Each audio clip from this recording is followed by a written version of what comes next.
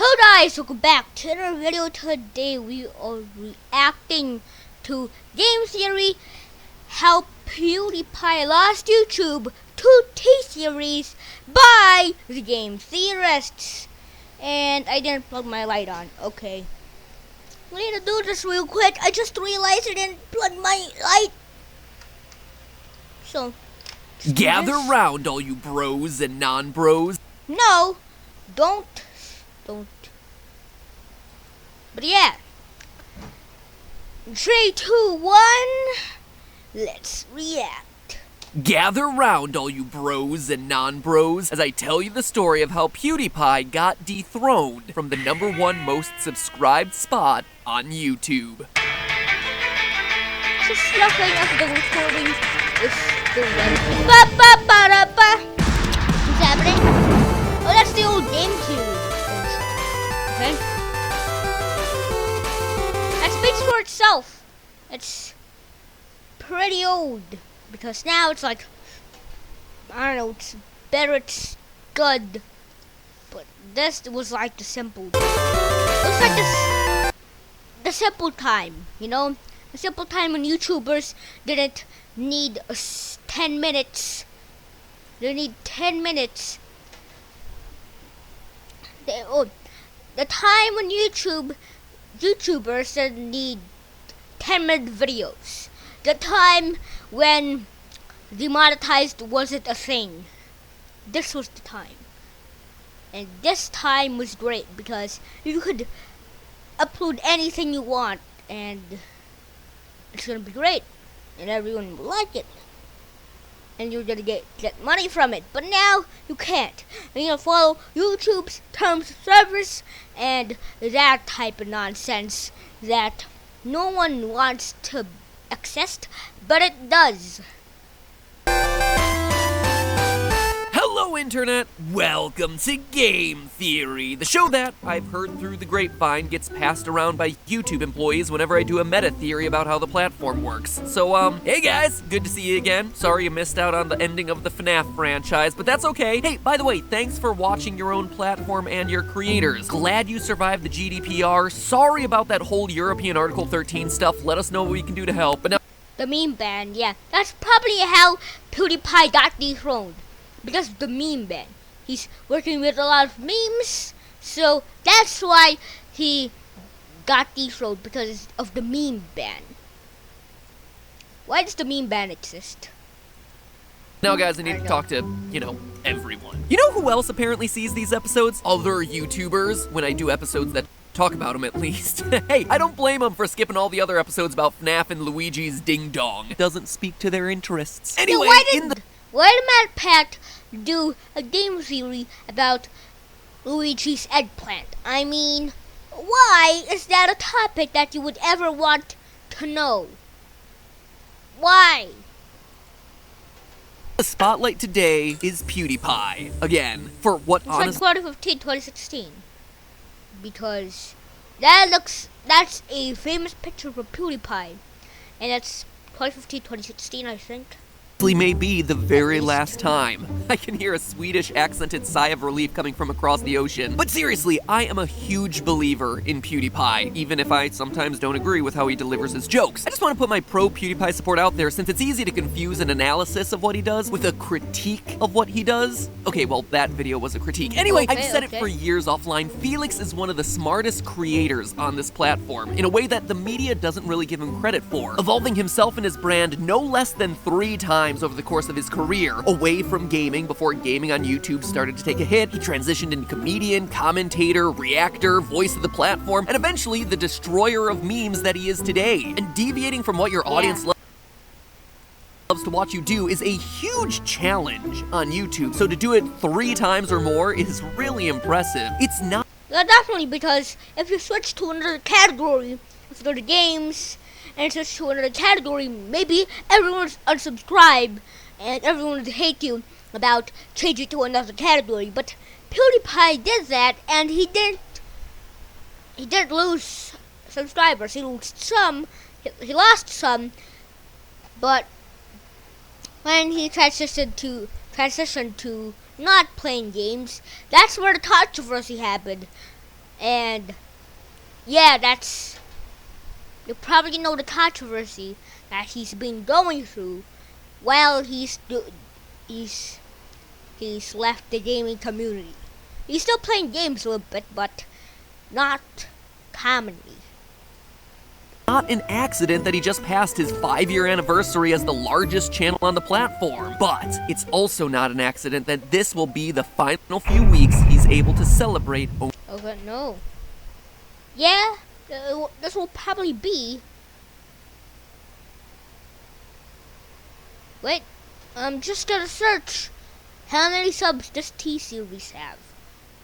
Wait, so it's 63 million. That's a lot. Yeah.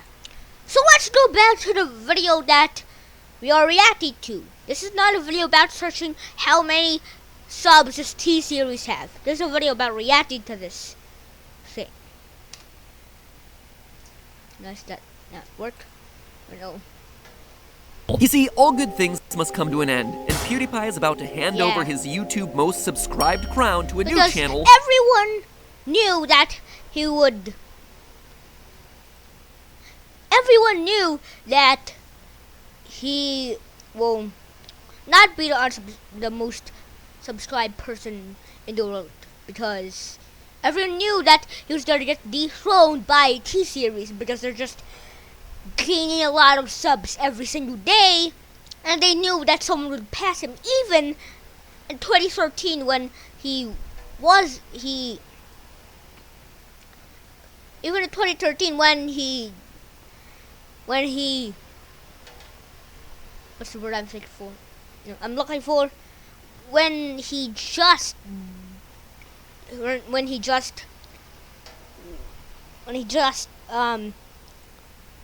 what is the word? Even people in 2013 knew that he was going to get dethroned by some other channel, but no one knew that was T-Series until like 2016, 2017, because everyone knew T-Series was growing crazily that PewDiePie won't keep up. And yeah, 7 minutes already. This video is already 7 minutes. 2 minutes all we've watched from this video. It's gonna be a long video. Hailing from India, popcorn on. T-Series, a channel that right now is gaining over 100,000 subscribers. Yeah, look at that. 100,000 per day. I mean, if I had 100,000 views per day, I'd rather be happy. But they took it a step further with 100,000 subs per day. Look at this. Look at this. In 2015, they didn't get any subs, but in early 2017, they really grew. But did PewDiePie expose them right? Am I right that PewDiePie exposed them? If you just made an Indian account, you're gonna automatically subscribe to T-Series. If that's why they're getting so many subs, then why does YouTube automatically subscribe to YouTube channels? Come on. If they did not do that, T-Series would probably have like 10 million subs. I mean, I'm just saying. Because why? Because people don't notice that they're subscribed to T-Series. So yeah, sometimes people don't even notice. They just make a YouTube account and they forget about it. And they're subscribed to the T-Series, but they don't actually know that they're subscribed to T-Series. A day. Over 3 to 4 million subscribers per month. 5 mil on YouTube in 6 months. Never done before. Sorry, Jake. Look. Yeah. I actually commented on the everyday bro that T-Series did that way before Jake Paul. Maybe PewDiePie even did that way before Jake Paul. Looks like you got punched in the face one too many times. Check your math. 23 million First round knockout. in 6 months, and you got yourself T-Series. That ain't never been done before. Anyway, it looks like T-Series should be passing PewDiePie in less than 2 months from when I'm writing this, and probably only a couple weeks after this video comes out, especially given that the more videos that draw attention to this massive transition, the faster it's gonna... Yeah, because there's some live stream going on. About 2 weeks now? 3 weeks? Of just PewDiePie, T-Series, and the channel subscriber count. And the channel got a lot of subs because of that live stream. But if that live stream ends, what happens to that YouTube channel that did the live stream? I don't know.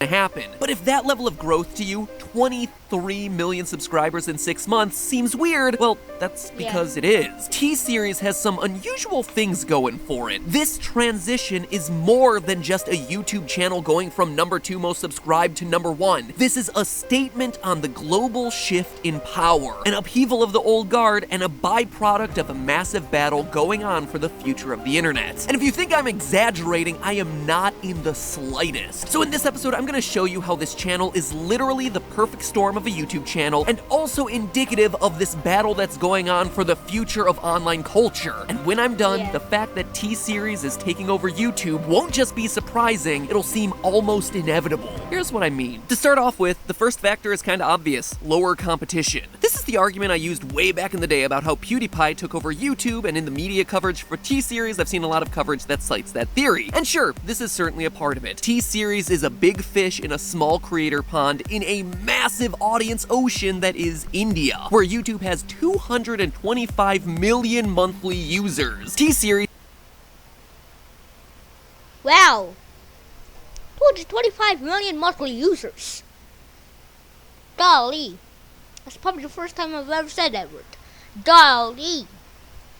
Is one of only a small handful of channels that are professionally produced, and no one is going to be able to touch them when it comes to content quality and sheer number of uploads they're doing. Between 4 and 6 fully produced, beautifully done videos a day. It means that when you start a new YouTube account in India, what you're seeing first and foremost on the homepage is, you guessed it, T-Series. Recommended videos, recommended channels to subscribe to. For each and every new Indian YouTube account that's made, their T-Series is front and center. But this is just the tip of the iceberg. Next, T-Series is primarily a music channel, which at first might not seem like that big of a deal until you look at the top 100 channels on YouTube. Notice something? As of the day I'm writing this script, 38 of the top 100 YouTube channels are music. It seems insane when you think about all the other types of content that exist out there, but it also makes a ton of sense. Music is broadly appealing, it's global, it's international. You can listen to it no matter what age, race, or gender you are, and it's infinitely replayable. There's a reason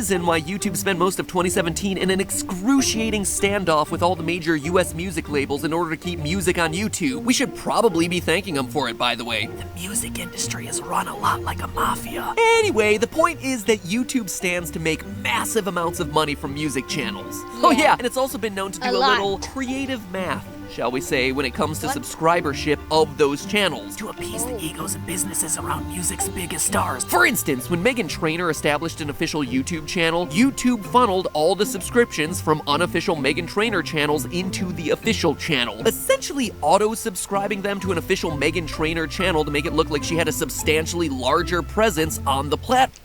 Oh, that's how music channels get subs. Except, of course, they did it all in one day, meaning that Meghan Trainor magically gained almost 8 million? Why did they do it all in one day? Because it's gonna be suspicious on Social Blade. Do it 9 million subscribers overnight. Oops. Now, do I think that's what's going on with T-Series? Not necessarily. With less competition and a lot of super valuable music content at their disposal, T-Series does have a lot of negotiating power to use to get what it wants out of YouTube. But even if YouTube isn't juicing the numbers on their behalf, their videos are the pinnacle of what advertisers want, making it ideal for getting a ton of organic promotion in YouTube's recommended algorithms. With how much money there is to... They make so much money. I mean, on YouTube alone, they probably make millions and millions and millions of dollars. be made in music and how much leverage music content companies like Vivo have, there is a serious incentive to promote T-Series wherever and whenever YouTube can, because doing so is just a win-win for both parties. So, T-Series has less competition and is in a content category that YouTube really cares about right now, but that only helps them indirectly, except that they also get direct access to YouTube on top of that. Other people have pointed out that T-Series is a production company, which is 100% true, but almost no one has pointed out that they're also an MCN, or multi-channel network containing at least 10 channels, all of which are over 3 million subscribers. Being an MCN gives you a direct line to YouTube that most regular creators don't have the privilege of, since, you know, there's just way too many creators out there to make that sort of thing work. And since their MCN contains a whole bunch of huge channels, not just one, all those channels can be used to promote each other. If you want to know why that's so important, you can watch my episode on YouTube Watch Loops from last year and how they made Jake and Logan Paul popular. It's worth another look to understand how related lots of channels, because if people create a lot of channels, they promote the other channels that they have, and then just go back and forth until the person subscribes to every single channel that they have. Channels can launch each other into massive success. I'll leave a link to it right, yeah. Gotta love those iCards. So that's already a lot, and that alone would be enough to ensure that T-Series is having a lot of success on YouTube, but not the levels of success that it's having on YouTube. So what if I told you that there's a lot more riding on T-Series being the #1 channel on YouTube than just bragging rights, and the rabid scrutiny of places like Vanity Fair, the BBC, and the Wall Street Journal? That's right. This is a much more significant moment than people realize. For YouTube, for all of social media, and for international politics. Here's why. To understand why T-Series is going to be the #1 channel on the platform, we have to know a little bit more about the state of YouTube, and frankly, the state of the internet as a whole. There is a massive war going on the other side of the world from where you, the majority of game theory viewers in the US, are. The war for the internet in India. That's right, this is a real thing, and it's having massive implications for the future of media. And Google, the advertising behemoth who owns YouTube, is looking to win, but one big thing is standing in their way, and his name is Felix PewDiePie Shellberg. Think it sounds far-fetched? Think again. Internet penetration in the US... Stop giggling. Internet penetration in the US, which is basically a measure of how many people are online, has slowed in the last couple years. It's still going up, but at this point we're pushing 90% of the people in the US who are on the internet. So it's like literally everyone except for my grandmother. That's actually not true. She actively watches the live streams, she stalks my tweets, and she sends me way too many animated emojis. Grandma's so proud of you, honey, but you... Also, she has an iPhone X. Good thing to know. Forgot to factor in gravity during that Fortnite Meteor episode. You too, Grandma! Anyway, practically everyone in America is online these days. India, though, isn't like that. At least, not yet. But they're coming online fast, with massive growth rates since 2011. It's the world's second biggest market and still has huge untapped potential for bringing people online. Enter the big players of Facebook, Google, and Microsoft. As of April of this year, people in India use WhatsApp, a Facebook property, more than any other app, followed by Facebook Messenger, another Facebook property, which means Google, and by extension YouTube, have some catching up to do if they want to be competing for the hearts, minds, mobile data, and most importantly, online advertising space of the Indian nation. Right now, there are over 850 million people not online in India who are viewed as up for grabs by these companies. Why? Well, it's important to remember what we think of as social media sites are all... So there's a lot of people in India that are not online. Great to know. Just really advertising sites when it comes down to it. Facebook, it's an advertising website where they show you pictures of your sister's new dog in between ads. Google is an advertising website where you get to search for stuff so that they can advertise to you better. YouTube is an advertising website where they show you cool videos that fuse pop culture and learning, hosted by a cringy yet endearing host who loves puns too much. Videos that you probably just want to subscribe to by ringing the bell. The reason why it's so important for YouTube and Facebook to be appealing to Indian internet users is because because the bigger the user base for those apps, the bigger the advertising base they can tap into. And while YouTube is behind Facebook at the moment, if the top channel on YouTube is a native Indian creator, or at the very least features content created by native Indian creators, the site all of a sudden becomes a much more Indian-friendly platform, at least based on statistics and in all of the PR press coverage about YouTube. These companies are going after the Indian market so aggressively that Indian media is actually calling Google, Facebook, and Microsoft digital colonists because they're invading the country like actual Europeans did 200 years ago. And you might be asking yourself, what's wrong with getting Facebook and YouTube in India? Everyone should be able to watch Jeffree Star drive a hot pink Rolls Royce. I know, I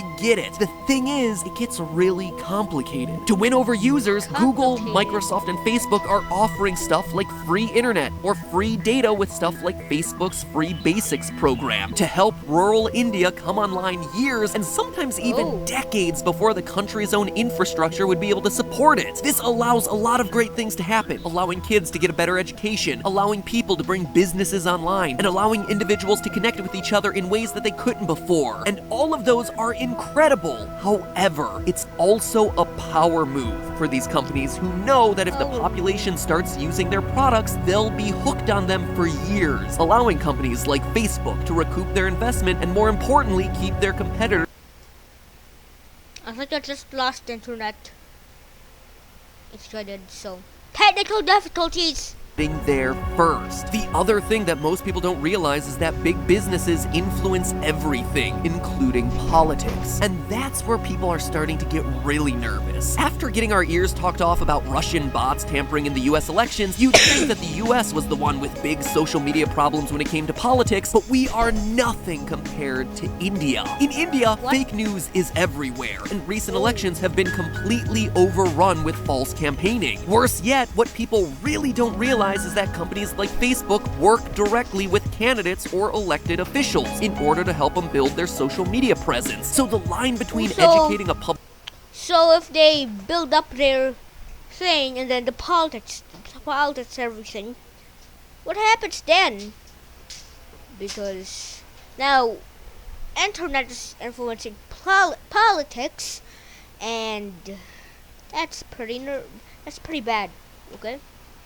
Public figure about social media, and helping a political campaign can start to get really blurry really fast. Yeah. For instance, quote, in India, the company Facebook helped develop the online presence of Prime Minister Modi, who now has more Facebook followers than any other world leader, end quote. Working directly with the platform makes a huge difference, and doing favors for big world leaders also puts these huge companies in a good position to negotiate when it comes to laws that help them. On top of that, if the people of your country really love a company or a service, it makes it really hard to regulate those companies. Imagine if the US government tried to pass a law that limited the hours a day that you could use Facebook or YouTube. It would have no chance. Those sites are too important in people's lives at this point. So the long story short, there is huge money and influence to be had from any social media company who can embed themselves in a country. And in this case, the country on everyone's mind is India. In order to get that money and power though, Google needs to start ingratiating itself to the users of India, which means Google Plus. Just kidding, it's YouTube. But in order to do that, they need to make YouTube a priority in India. Or rather, they need to make Indian YouTube a priority in India. If you're like me and you follow all of YouTube's social handles and literally see every customer complaint ticket they address, you know they've been eyeing India for a long time. Back in 2014, YouTube started India Fan Fest, where they brought creators from around the world to a major city in India. In 2017, it was Mumbai, to talk, perform, and meet fans on the ground. It seemed like a weird move given that in 2014, India only had 16 channels over 1 million subscribers. Compare that to the top 100 channels in the US back then, all having 3.5 million subscribers and over. But FanFest wasn't meant to serve a huge fan base at the time, it was meant to grow one. Events like FanFest made it clear that YouTube cared about Indian creators, but more importantly, it cared about inspiring Indian viewers to watch and Indian creators to develop and grow their own audiences in the country. As of 2018, FanFest is expanding to all the Tier 1 cities in India. Using the same build it and they will come mentality, YouTube also built a full production space in the Bollywood film district in Mumbai, giving any creators in India access to production space, resources, and film school-style classes. As a result, India now has 5 channels in the top 100 most subscribed on YouTube and 12 channels out of the top 100 in the most viewed category. That means having over 7 billion views. 7 billion views per channel. Okay, so a lot of companies, a lot of online companies want to invest in India so that there's more people that using their websites, and politics is in the way. Internet plus politics equals a bad things. That's what's happening here.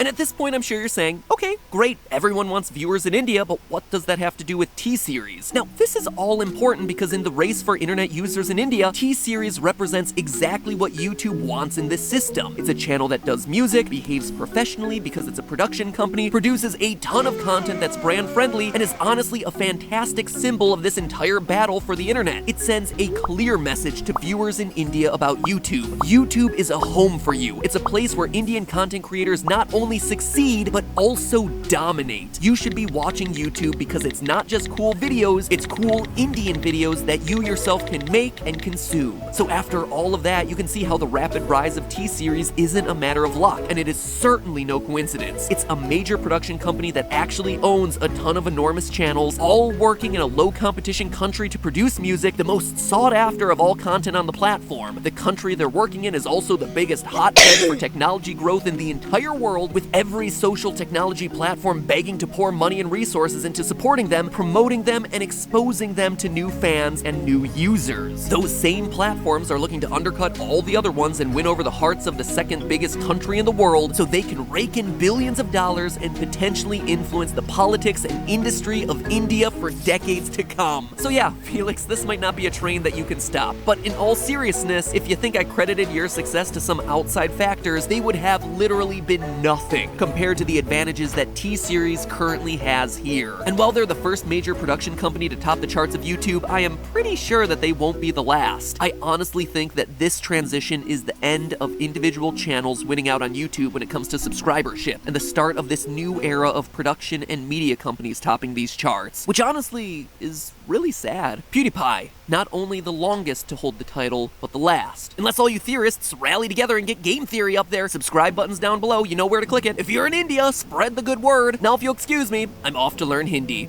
But wait, actually, I need to address a bit of drama that headed my way in context of this episode. Felix, I get that the video I did on you 5 years ago bothers you. I still hate it, and I think he should delete it. You think that I pegged all of your success on your status as an international channel, or that you somehow circumvented the system. The thing is, at the same time I made that video, I was actively working in YouTube analytics. Not at YouTube, but as a consultant for some of the biggest channels on the platform. And I saw the effects of being a successful international channel. I saw it in the data time and time again. English-speaking international channels would cross over into the US very easily, giving them huge views in their home country and in the US. But US channels trying to cross outward into a different country had to hit a certain threshold of views in that country before something in the data just flipped like a switch, and then suddenly views started to pour in from that new part of the world. In your video, you even described seeing this for yourself. When I started off doing YouTube, there was a lot of ways to poke through the system. You describe American channels cheating the system of YouTube at the time. What people did was they would set their channel as Swedish,